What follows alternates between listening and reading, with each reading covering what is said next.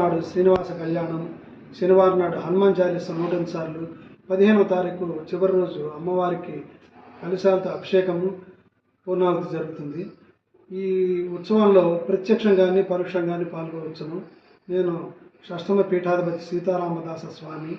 నా cell number 9966153156 9966153156. ఆసక్తి గల భక్తులు, ప్రత్యక్షంగాని పరోక్షంగాని పాల్గొన తెలిసిన భక్తులు నా సెల్ నెంబర్ ఫోన్ చేసి వివరాలు కనుక్కోవచ్చును. ఎంతో మహిమ గల పీఠం. అయోధ్య బాలరాముని పాదాల కింద యంత్రం ఉన్నది. చీరాల చిదంబర శాస్త్రి వారిచే 9 సంవత్సరములు 6 కోట్లు రామంత్రంతో అనుష్ఠించబడిన యంత్రము ఇక్కడికి వచ్చి మన ఆశ్రమంలో పూజ చేసుకుని ఇక్కడి నుంచి అయోధ్య బాలరాముడికి చెందింది. అటువంటి శక్తివంతమైన పీఠము. ఆంధ్ర వాల్మీకి వాసుదాస్ స్వామి వారు ఒంటిమిట్ట దేవాలయాన్ని పునరుద్ధరించారు. టెంకాయ చెప్పు ద్వారా భిక్షాటన చేసి ఒంటిమిట్ట దేవాలయాన్ని పునరుద్ధరించారు.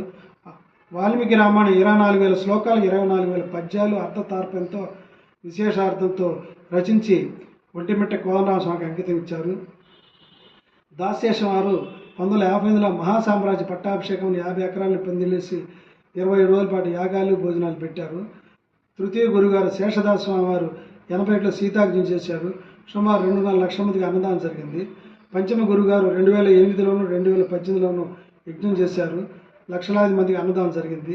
గత 5 సంవత్సరాల్లో సుమారు 40 మందికి పైగా వివాహాలు జరిగినాయి, కోరికలు తీరినాయి, ఉద్యోగాలు వచ్చినాయి, ఆరోగ్యాలు చేరినాయి.